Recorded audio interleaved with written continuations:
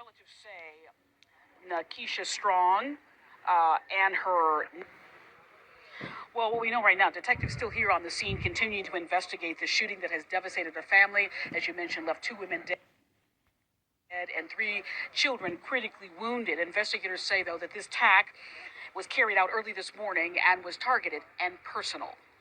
Now, relatives say Keisha Strong and her niece, Capri Edwards, were both killed when several armed gunmen targeted the home Strong owned in Chicago's Grand Crossing neighborhood. Neighbors report hearing a barrage of gunfire around 6:15 this morning. That's when police say several ski mask-clad gunmen opened fire on the house in the 7100 block of South Woodlawn. Police say the attack was targeted and stems from an earlier incident. Investigation reveals that two vehicles pulled up into the area. Multiple subjects exited those vehicles and fired at this residence. Multiple shell casings were recovered from both a rifle and a handgun at the scene. That investigation is ongoing. All I seen was two people jumping off the porch. After I heard the shots, I was looking out the window. Thought it was fireworks.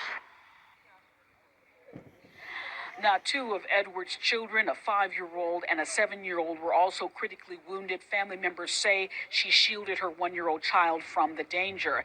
An 8-year-old cousin of the kids was also critically wounded. Now, concerned relatives did come here to the scene and were, of course, devastated after learning about the violence. They left without comment.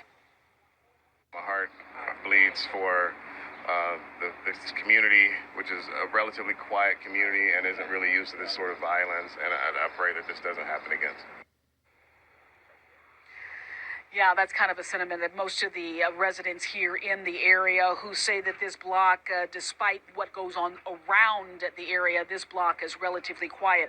Now, police say that they did recover shell casings from two separate weapons, one being a handgun, the other being a rifle. At this hour, they're continuing to gather evidence and pursue whatever leads they have. But right now, no one in custody and no arrests have been made as a neighborhood and the community remains devastated by this attack on this family. Well, what we know right now, detectives still here on the scene continue to investigate the shooting that has devastated the family. As you mentioned, left two women dead and three children critically wounded. Investigators say, though, that this attack was carried out early this morning and was targeted and personal.